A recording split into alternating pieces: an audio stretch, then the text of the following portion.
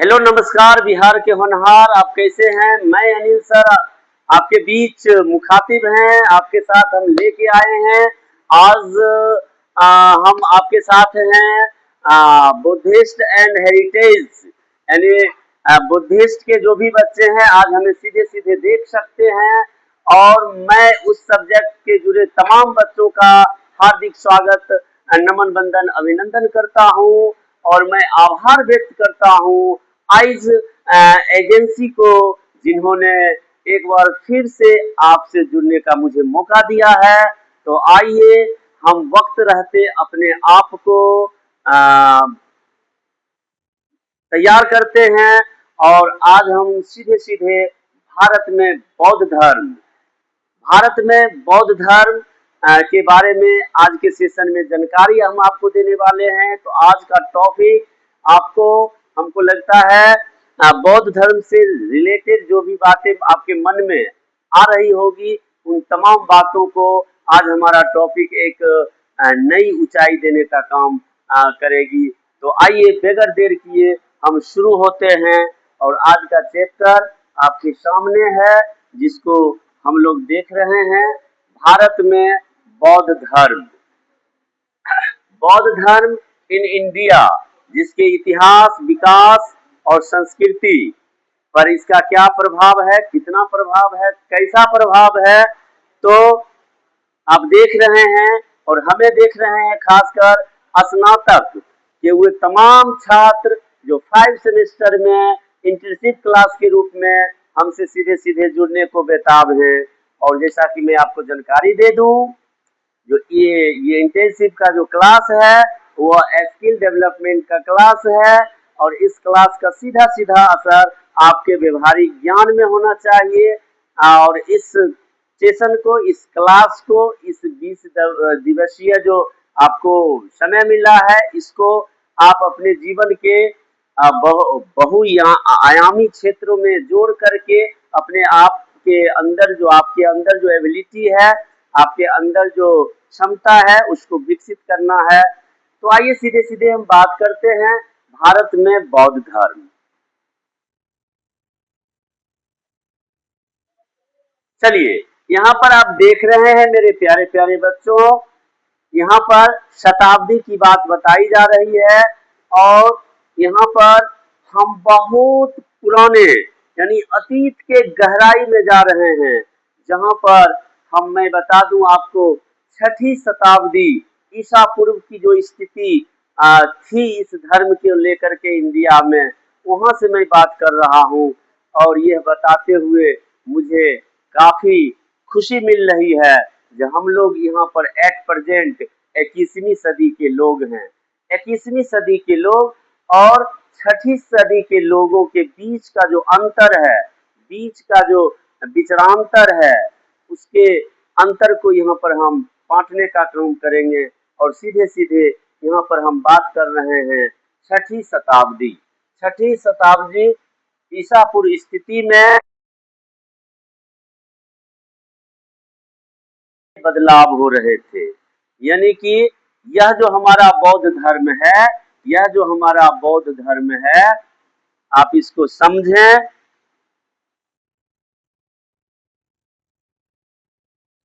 ये जो हमारा बौद्ध धर्म है, यह धर्म जो है बहुत ही पुराना धर्म है।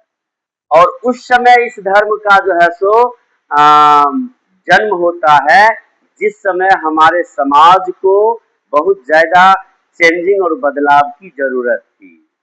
खासकर रूढ़िवादी रीति रिवाजों का विरोध, जाति व्यवस्था की कठोरता, व्यापार और नए शहरों का उदय, इन तमाम स्थिति में ये धर्म जो है सो जन्म लेता है। यानी रूढ़िवादी रीति रिवाज, इसका मतलब क्या होता है, इसको आप समझे। रूढ़िवादी रीति रिवाज का मतलब होता है वो परंपरागत बातें, वो परंपरागत यानी वो पुरानी बातें जो हमारे समाज में पहले से चले आ रहे हैं, जो सही भी हैं और गलत भी हैं। तो गलत अगर है तो उसका जब हम विरोध करते हैं तो वो रूढ़िवादी नीति रिवाज का विरोध कहलाता है। बहुत सी बातें हैं जो गलत भी हैं, बहुत सी बातें हैं जो सही भी हैं। समय के साथ अपडेट बहुत जरूरी हो जाता है। जाति व्यवस्था की कठोरता, यानी पहले के भारतीय समाज में जाति व्यवस्था की जो बातें थी उसमें बहुत ही कठोरता थी। यानी लोगों में जाति पाति बहुत ज्यादा ही देखा जाता था, जिसके कारण हमारा समाज का विकास जो है सो सही से नहीं हो पाता था। उसके बाद है व्यापार और नए शहरों का उदय। जैसे जैसे हम बिजनेस की ओर चले वैसे वैसे नए नए जगह, नए नए शहरों हमें मिलते गए और हम आगे बढ़ते गए। और इस तरह से यहाँ पर देख रहे हैं लोगों को ऐसे धर्म की जरूरत थी जो सरल हो और सभी के लिए बराबर हो। तो इस कड़ी में हमारा बौद्ध धर्म जो है बहुत कारगर साबित हुआ, क्योंकि बौद्ध धर्म जो है जाति से बड़ा धर्म था। बौद्ध धर्म रूढ़िवादी जो बातें थी उससे ऊपर का धर्म था। बौद्ध धर्म में सबका साथ, सबका कल्याण की बात थी। तो उस समय इस धर्म का बहुत ज्यादा जो है सो प्रचार प्रसार होता है और लोग इस धर्म को बहुत ज्यादा ही महत्व देते हैं। फिर आगे बढ़ते हैं, जहाँ सीधे सीधे देखते हैं जो गौतम बुद्ध का जीवन और यात्रा। तो मैं सबसे बड़ी बात बता दूं प्यारे प्यारे बच्चों, एक बार फिर मैं बता दूं, पहले ही हम बता चुके हैं, जो आज का जो हमारा क्लास है वो बहुत ही जानदार, शानदार, असरदार क्लास होगा। क्योंकि आज वैसे महान हस्ती से हम रूबरू हो रहे हैं, वैसे युग पुरुष से हम रूबरू हो रहे हैं, जिन्होंने अपने जीवन को जन कल्याण के लिए अर्पित और समर्पित कर दिया। हम ऐसे महान हस्ती से रूबरू हो रहे हैं जिन्होंने जिन्होंने अपनी पत्नी, अपने बच्चे तक को त्याग दिया जन कल्याण के शांति और सुख के लिए। आज हम ऐसे महान हस्ती के बारे में बताते हुए अपने आप को गौरवान्वित महसूस कर रहा हूँ, जिन्होंने जिन्होंने अपना जीवन का एक एक क्षण जो है सो जन कल्याण और लोगों की हित और भलाई में लगा दिया। तो ऐसे युग पुरुष, ऐसे महापुरुष, ऐसे देव पुरुष के बारे में आज बताते हुए मुझे काफी खुशी मिल रही है। और मैं बता दूं, आज के इस सेशन में हम गौतम बुद्ध के जन्म के स्थान, उनके माता पिता, यानी उनके तमाम, उनसे जुड़ी तमाम बातें को आज हम सीधे सीधे आपसे शेयर कर रहे हैं। और इसको आप बड़े ही तन्मयता से, सहजता से, गौर से समझने का काम करें। और जब भी किसी युग पुरुष, महापुरुष, देव पुरुष के बारे में आप प्यारे प्यारे बच्चों को हम जैसे शिक्षक अगर बताते हैं तो उनसे आप सीख लेने की आपको जरूरत होती है, और उनसे सीख करके आप अपने भी जीवन को महान बनावें, उच्च बनावें, अच्छा बनावें। ऐसी जो है सो अवधारणा आप अपने में विकसित करें, तभी जाकर के इस तरह का क्लास पढ़ाना देना जायज माना जाएगा। तो सबसे पहले आप यहाँ पर देख सकते हैं, धन्य वो धरती, धन्य वो माँ, धन्य वो पिता, जिन्होंने ऐसे महान हस्ती को जन्म दिया।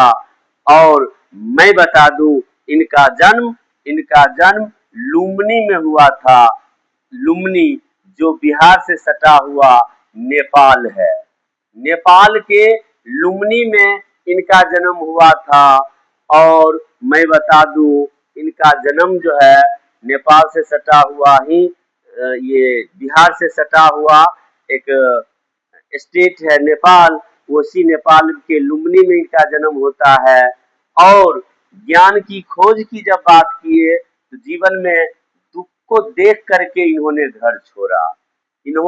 मैंने इनके जीवन में परिवर्तन जो हुआ वो हुआ, जो आदमी दुखी क्यों है, व्हाट रीजन ऑफ सोरो, दुख का कारण क्या है, उस कारण को खोजने के ख्याल से इन्होंने पत्नी और बच्चे को त्याग करके घर से निकला था।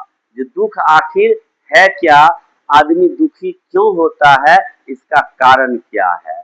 ऐसे ही थोड़ी पागल थे जो घर से निकल गए, जी नहीं, इन्होंने मकसद लेकर निकला था। और जब घर से निकला था तो काफी दुखी होके निकला था, लेकिन समस्याएं कितनी भी बड़ी हो, है ना, आखिर समाधान जरूर मिलता है। आगे चल करके इन्हें पता भी चला जो आखिर दुख का रीजन क्या है। फिर बोध गया जो बिहार, पीपल पेड़ के नीचे सत्य की प्राप्ति इन्हें हुई। और बिहार की धरती धन्य है आज, जहां गौतम बुद्ध जैसे पग पड़े, गौतम बुद्ध जैसे महान हस्ती आए और यहाँ उन्होंने तमाम समस्याओं का निराकरण किए। और बिहार में गौतम बुद्ध का आना कहीं न कहीं हम बिहार वासियों के लिए एक प्राउड और घमंड की बात है। प्रथम उपदेश सारनाथ के धर्म चक्र परिवर्तन के अकॉर्डिंग इन्होंने अपना प्रथम उपदेश दिया। प्रथम उपदेश सारनाथ में धर्म परिवर्तन के रूप में आज जाना जाता है, जहां इन्होंने अपने जीवन का पहला उपदेश दिया। फिर आगे बढ़ते हैं।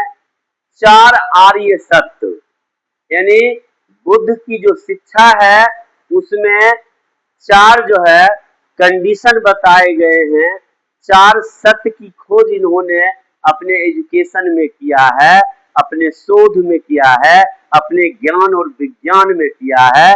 उसी चार सत्य के अकॉर्डिंग इन्होंने घर से भी निकला था और इस पर उन्होंने शोध भी किया। तो वो क्या है चार सत्य, मैं आपको बता सकता हूँ, यहाँ पर दिख भी रहा होगा आपको। ये चार सत्य, आर्य सत्य जो बुद्ध की शिक्षा में है। पहला है दुख, संसार में दुख है। संसार में क्या है? दुख है, यानी इस जहां में दुख है, दुनिया में तकलीफ है, लोग वेदना में हैं, कष्ट में हैं। बिल्कुल सही अवधारणा है जो संसार में दुख है। दूसरा है दुख का अंत संभव है, यानी सीधा इन्होंने ये कहा कि संसार में अगर दुख है तो उसका अंत भी है, यानी संसार में अगर दुख है तो उसका अंत भी है। सिर्फ और सिर्फ वो तरीका होना चाहिए। अक्सर हम क्लास में ऑफलाइन या ऑनलाइन क्लास में प्यारे प्यारे बच्चों को कहते हैं, जो रात कितनी भी काली अंधेरी डरावनी क्यों न हो, आखिर सुबह जरूर होती है, आखिर सवेरा जरूर होता है। तो ठीक इसी तरह अगर संसार में दुख है तो संसार में दुख का अंत भी है, ठीक ना। उसके बाद है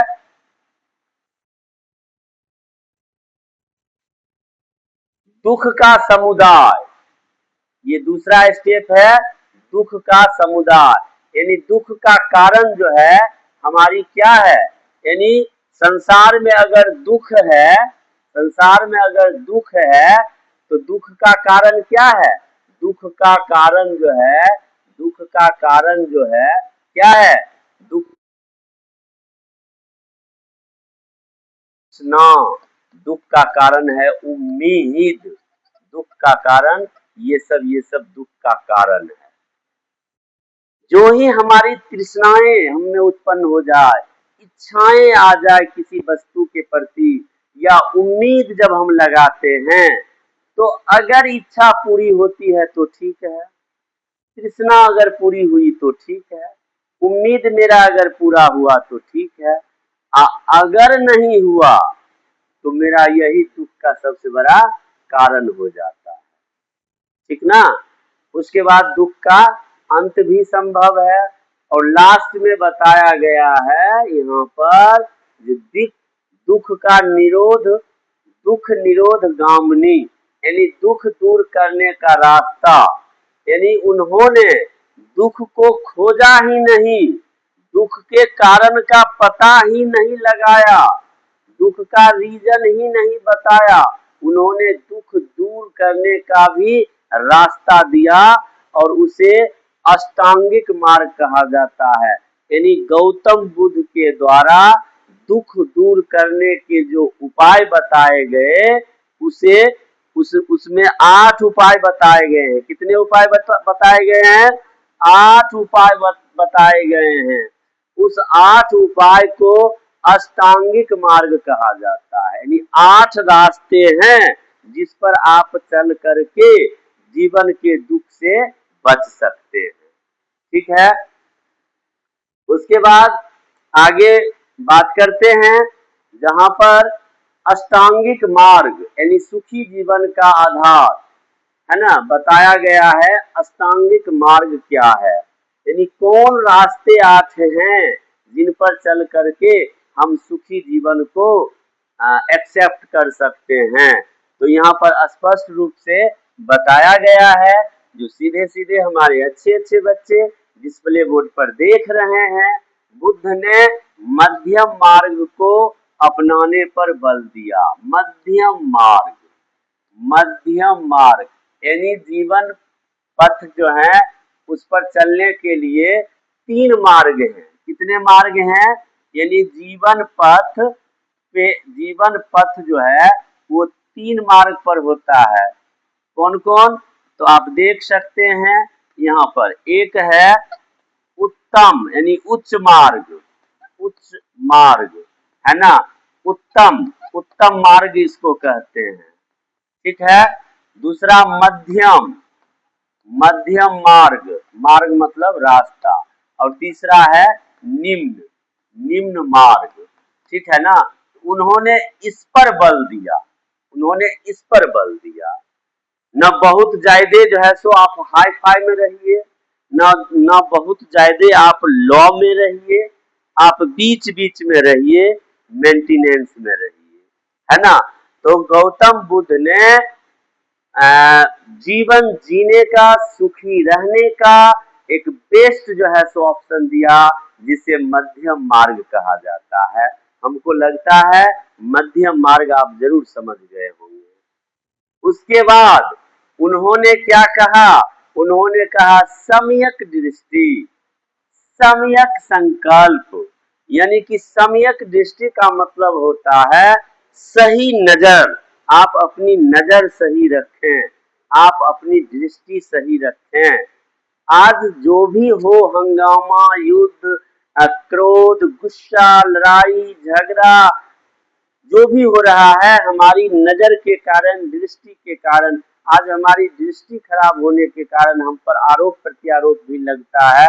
तो आप अपनी दृष्टि सही रखें और अपना विवेक सही रखें, बुद्धि सही रखें, यानी कि आप विवेक आपका ऐसा हो जो आपको आतंकवादी बना देता है, आपका विवेक आपको बहुत बड़ा साइंटिस्ट बना देता है।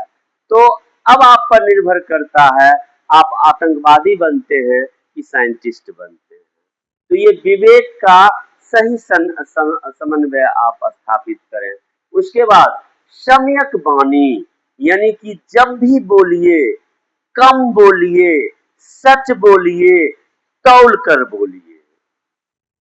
यानी कि आज दुनिया का हमको लगता है 90-95% जो झगड़ा है वो बोली के कारण है। बोली के कारण गोली चलती है, बोली के कारण विवाद हो रहा है, बोली के कारण जो है सो खून खराबे हो रहे हैं। अगर हम सोच के बोलेंगे, सच बोलेंगे, तो काहे को विवाद, काहे को युद्ध, काहे को झगड़ा। लेकिन हम लोग अक्सर बोलकर सोचते हैं, जिसके कारण विवाद होता है। सम्यक कर्म, यानी कि सही काम करें, गलत काम हम नहीं करें। भगवान ये 2 हाथ दिए हैं अच्छे काम करने के लिए, बुरे काम करने के लिए नहीं। सम्यक आजीविका, यानी कि हम कोई भी काम करें तो ईमानदारी पूर्वक करें। एक झाड़ू लगाने का भी मुझे जीवन में काम मिले तो हम ऐसे झाड़ू लगाएं, ऐसे झाड़ू लगाएं, ऐसे झाड़ू लगाएं जैसे कोई पेंटर पेंटिंग कर रहा हो। काम न कोई छोटा होता है, काम न कोई बड़ा होता है। ईमानदारी पूर्वक आप काम जब करते हैं तो वह आपका नैतिक पूर्ण काम कहलाता है। उसके बाद है सम्यक प्रयास, यानी आप किसी भी काम के लिए आप सही प्रयास करें, ऐसे नहीं कर रहे हैं ऊपर ऊपर, हो रहा है नहीं हो रहा है, जी नहीं, आप मन से कोई काम करते हैं तो तन आपका जरूर साथ देता है। कहा भी गया है मनोबल हो कमजोर तो तनोबल क्या कर सकता है। तो मन से मजबूत रहिए और मन से किया गया काम 100%, 100% सफलता दिलाती है। उसके बाद सम्यक स्मृति, इसका मतलब होता है आप सही चीज को याद रखें, गलत चीज को भूल जाएं। किसी ने तो यहाँ तक भी बोला है आप अपनी उपलब्धि को पत्थर पर लिखें और आप अपनी डिमेरिट को, आप अपनी बुराई को रेत पर लिखें। क्योंकि आपने गलत किया है तो रेत पर लिखो मिट जाएगा, और अच्छा किया है तो उसे पत्थर पर लिखो, कोई देखेगा तो अच्छा देख करके प्रेरित होगा। ठीक है, तो सम्यक प्रयास स्मृति रखें। सम्यक समाधि, यानी सही चीज को आप ध्यान करें, ऐसा नहीं आप गलत सोच रहे हैं। सम्यक समाधि का अर्थ होता है अच्छी अच्छी बात आप सोचे, सही सही बात आप सोचे, सत्य के प्रति एक्टिव रहें, और ऐसा जब आप करते हैं तो जरूर आपका जीवन सुखी होता है, इसमें कहीं से कोई प्रश्न चिन्ह नहीं होता है। यहाँ पर आप देख रहे हैं 1 2 3 4 5 6 7 और 8, ये 8 अष्टांगिक मार्ग हैं। 8 कितने हैं? 8। पहला क्या है? सम्यक दृष्टि, नंबर 1। दूसरा क्या है? पहला क्या है? सम्यक दृष्टि। दूसरा क्या है? सम्यक संकल्प। तीसरा क्या है? सम्यक वाणी। चौथा क्या है? सम्यक कर्म। पांचवा क्या है? सम्यक आजीविका। छठा क्या है? सम्यक प्रयास। सातवां क्या है? सम्यक स्मृति। और सम्यक समाधि। इस प्रकार अभी अभी तुरंत आप तमाम बच्चों को हमने अष्टांगिक मार्ग सीधे सीधे समझाने का सफल प्रयास किया।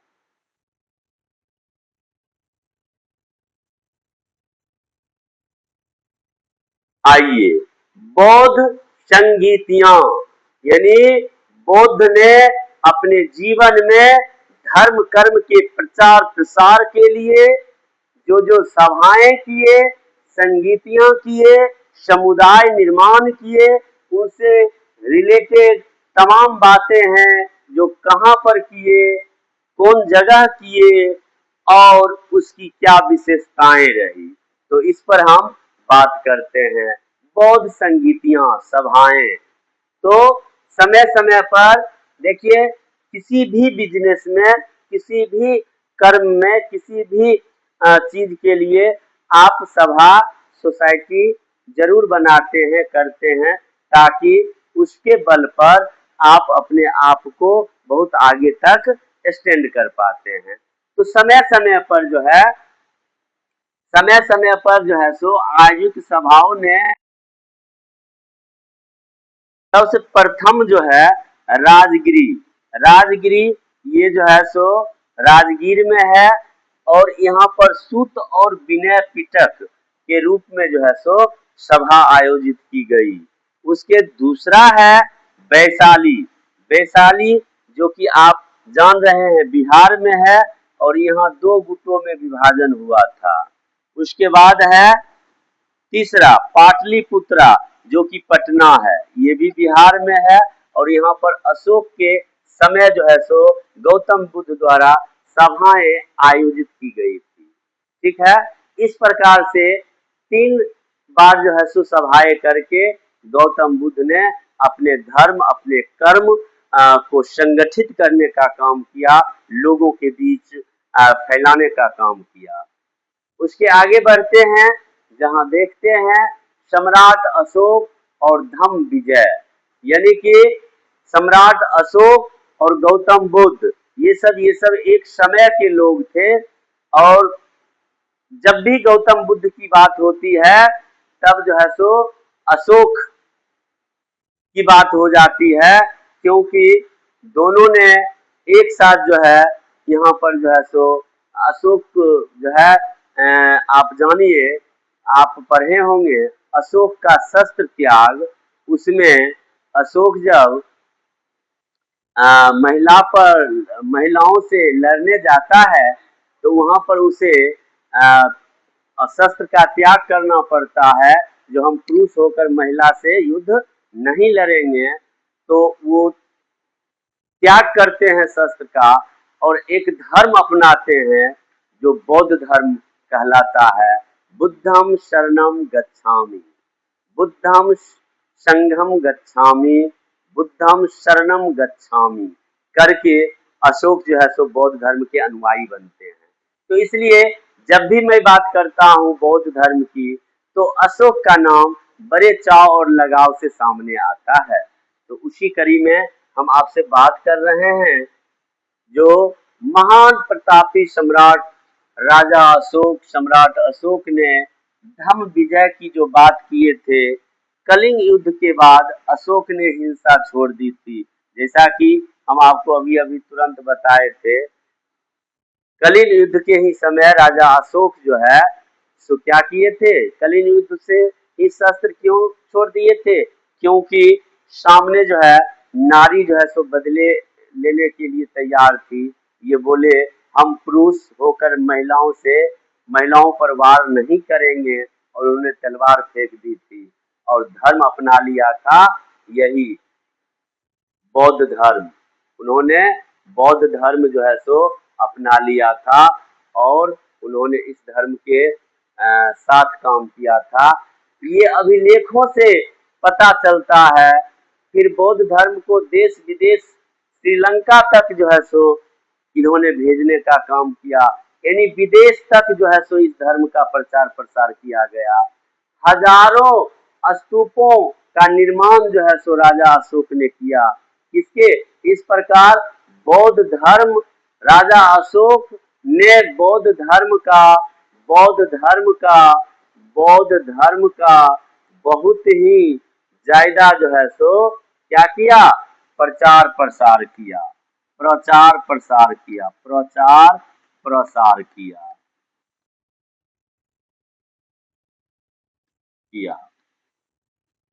ठीक है, तो इस प्रकार से हम देख सकते हैं जो एक अच्छा धर्म का प्रचार जो है सो राजा अशोक ने क्या अच्छाई से किया। अब है हीनयान बनाम महायान। हीनयान बनाम महायान, ये ऐसे नाम हैं, ये ऐसे नाम हैं जो बुद्ध के जीवन को सही में अगर बुद्ध है, हीनयान बुद्ध को एक गुरु मानते थे, बुद्ध को एक गुरु मानते थे, पुरानी परंपराओं का पालन करते थे। और महायान जो है बुद्ध को भगवान मानते थे और मूर्तियों की पूजा की। यानी कि हीनयान और महायान जो है, एक ने बुद्ध को गुरु माना, बुद्ध को क्या माना, गुरु, और एक ने भगवान का दर्जा दिया।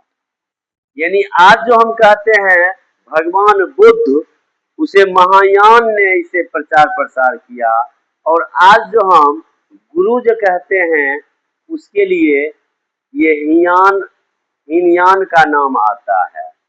चलिए आगे बढ़ते हुए, ब्रजयान तंत्र मंत्र का प्रभाव, यहाँ पर आप देख सकते हैं उस युग की मैं बात बताने जा रहा हूँ जिस युग में विज्ञान कमजोर हुआ करता था। इंसान को जादू टोना तंत्र मंत्र पर बहुत गहरा विश्वास होता था विज्ञान के कमजोर होने के कारण।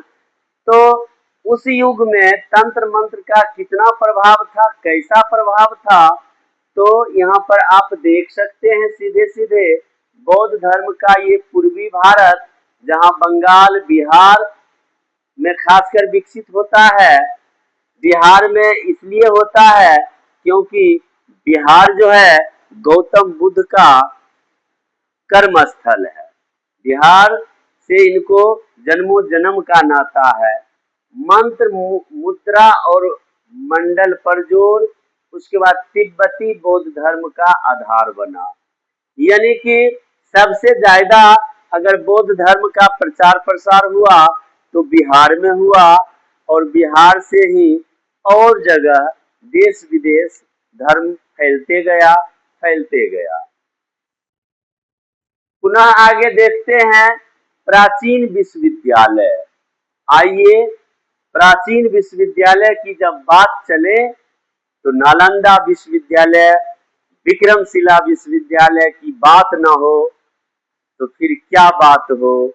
और प्राचीन विश्वविद्यालय की बात जब हम करते हैं तो नालंदा और विक्रमशिला, नालंदा और विक्रमशिला, नालंदा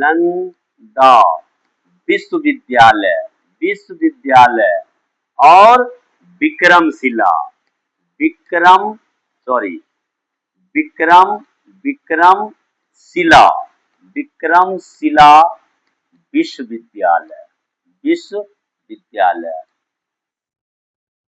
ये दो ऐसे नाम हैं जो बिहार की धरती को आकाश की ऊंचाई दिया। ये दो ऐसा क्षेत्र है, ये ऐसा यूनिवर्सिटी है जिसके कारण बिहार जो है आज अपने आप को गौरवान्वित महसूस करता है। नालंदा विश्वविद्यालय आज से हजारों हजार वर्ष पहले का विश्वविद्यालय, जहां हजारों हजार की संख्या में बच्चे पढ़ते थे, देश नहीं विदेश के बच्चे आके पढ़ते थे। और उस विश्वविद्यालय की पढ़ाई, उस विश्वविद्यालय का अनुशासन, उस विश्वविद्यालय की हर चीजें विदेशों तक प्रभावित किया। और ये सौभाग्य मिला बिहार का नालंदा जिला, जहां आज भी खंडहर के रूप में, अवशेष के रूप में अवस्थित है, जहां हमारे बच्चे जाते हैं और वहां जा करके नजदीक से देख करके काफी ज्यादा प्रभावित होते हैं। और विक्रमशिला विश्वविद्यालय भी भागलपुर जिलांतर्गत एक जगह है ना, वहां पर अवस्थित है। और विक्रमशिला विश्वविद्यालय भी एक ऐसा विश्वविद्यालय रहा जहां देश नहीं विदेश तक के बच्चे आते थे और पढ़ते थे। और दोनों आज साक्ष्य के रूप में अपने आप को बता रहा है।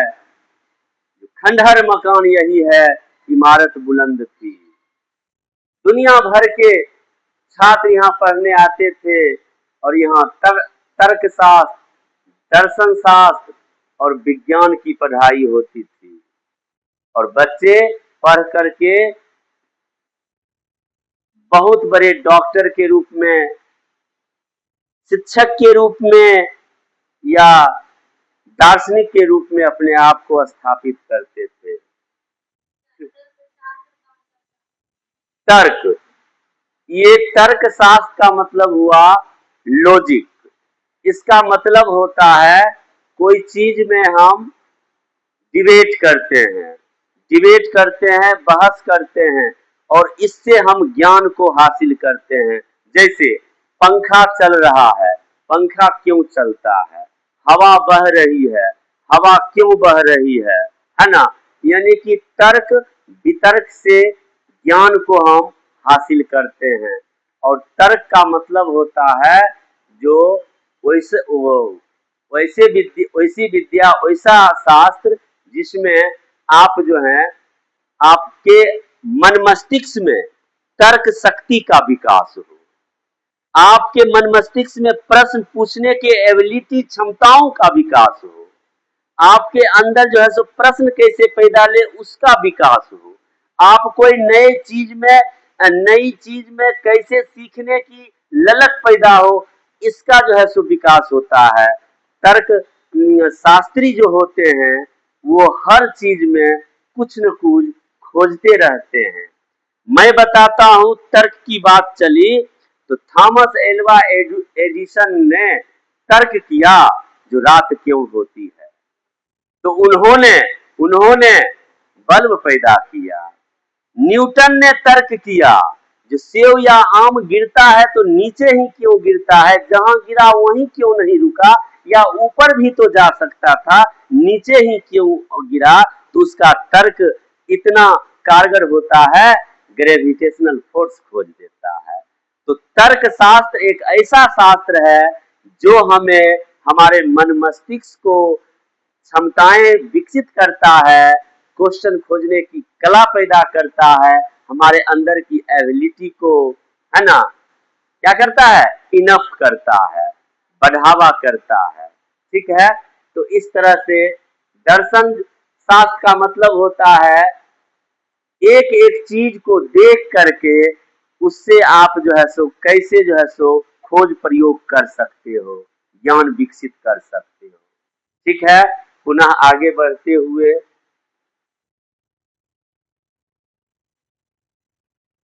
मैं अपने प्यारे प्यारे बच्चों को यहाँ पर बता दूं, हमारे सामने ऑफलाइन मोड में भी बच्चे बैठे हुए हैं जिन्होंने तर्क किया, जिन्होंने प्रश्न किया जो मुझे बताना पड़ा। ठीक है, अब आइए कला और वास्तुकला। कला और वास्तुकला, ये कला और वास्तुकला क्या है, इस पर भी मैं फोकस करूं। तो जहां तक मेरा कहना है, कला का मतलब आर्ट होता है, कला का मतलब आर्ट होता है। और जहां तक वास्तुकला का अर्थ है, तो वास्तुकला का अर्थ होता है, यहाँ पर जैसे आप देख रहे हैं, वास्तुकला का जैसे अर्थ होता है कोई पत्थर में जब आप आकृतियां देते हैं, डिजाइन देते हैं, युगों युगों से एक कला के रूप में वो देखा जाता है, तो वो वास्तुकला हो जाता है।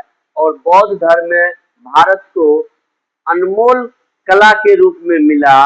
जैसे स्तूप की बात करें, सांची का स्तूप जो धार्मिक स्मारक के रूप में है, गुफाएं अजंता और एलोरा, है ना, जो पहाड़ को काट करके मंदिर बनाया गया है, और जहां ऐसी ऐसी मूर्तियां हैं जो पत्थर की मूर्तियां हैं, लेकिन लगता है देखने से मूर्तियां बोल पड़ेगी, ऐसा जीवंत जो है सो मूर्ति है। और उसके बाद गंधार और मथुरा कला शैली, यानी महाभारत की बात अगर करते हैं उसमें गंधार देश और मथुरा देश की चर्चा है, जहां पर एक से एक कलाएं हैं जो आज भी अपने अदा को, कला को, फन को दिखा रहा है। तो इस प्रकार से हम जो है तो देख सकते हैं कुछ राजकीय संरक्षण भी मिले हैं, यानी इस बौद्ध धर्म को कुछ सरकार के द्वारा, उस समय के राजाओं के द्वारा कुछ संरक्षण भी मिले हैं। अगर संरक्षण मतलब मदद, अगर संरक्षण नहीं मिलता तो शायद बौद्ध धर्म इतना आगे नहीं पहुंचता। तो संरक्षण के रूप में हम देख रहे हैं संरक्षण के रूप में इन्हें जिन राजाओं से, सबसे पहले सम्राट अशोक, इन्होंने कुछ देर पहले ही बताए।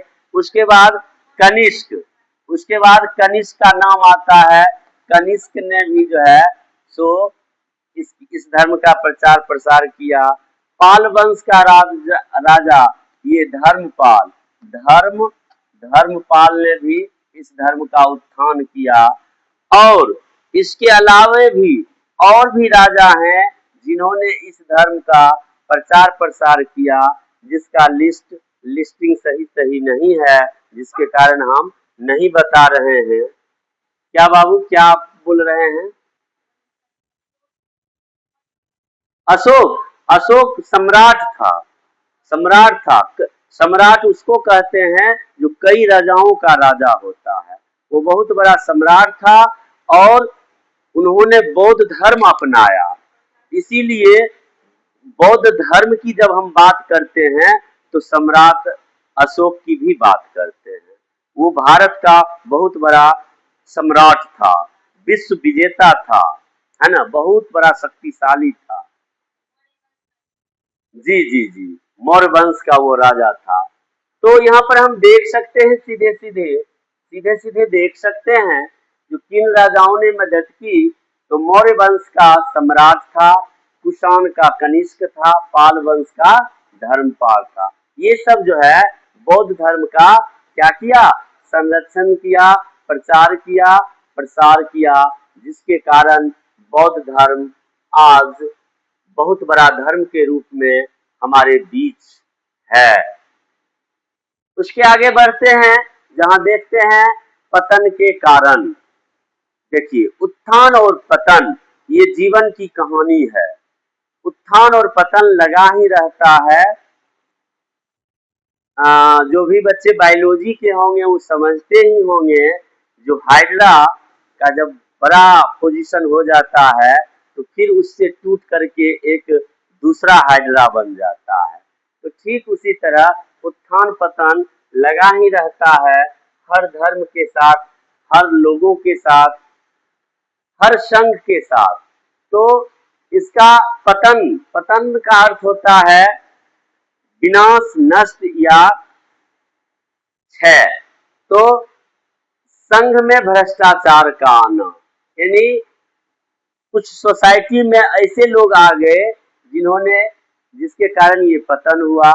ब्राह्मण धर्म में सुधार और बुद्ध को विष्णु का अवतार मानना, यानी कि बुद्ध धर्म को किसी ने विष्णु का अवतार कह दिया, जिसके कारण मतभेद हो गया। क्या हो गया, मतभेद हो गया।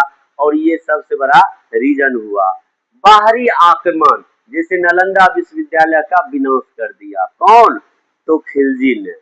खिलजी ने वो जला दिया, किसको, नालंदा विश्वविद्यालय को। 6 महीना तक किताबें जलती रह गई। ठीक है, थोड़ा सा जल्दी करते हैं। आधुनिक पुनर्जागरण, डॉक्टर अंबेडकर।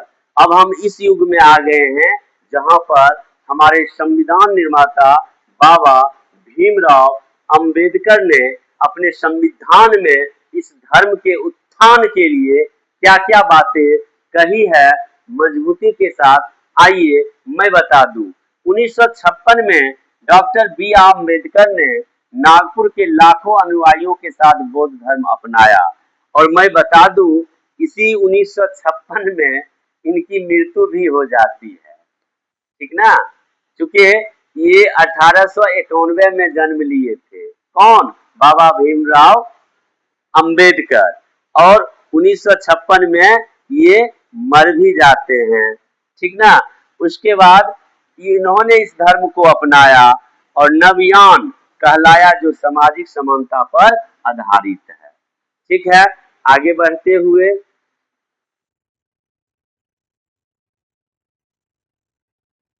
लास्ट में हम इस निष्कर्ष पर पहुंचे, जो इस निष्कर्ष पर लास्ट में हम पहुंचे कि बौद्ध धर्म जो है केवल धर्म नहीं है, बल्कि जीने की एक कला है, जो पिछले क्लास में भी हम बताए थे। जिस धर्म के झोली से अहिंसा, करुणा, भाईचारा निकलते हैं, जिसका रसपान अगर हम करते हैं तो समाज गढ़ते हैं, एक अच्छाई को फैलाते हैं।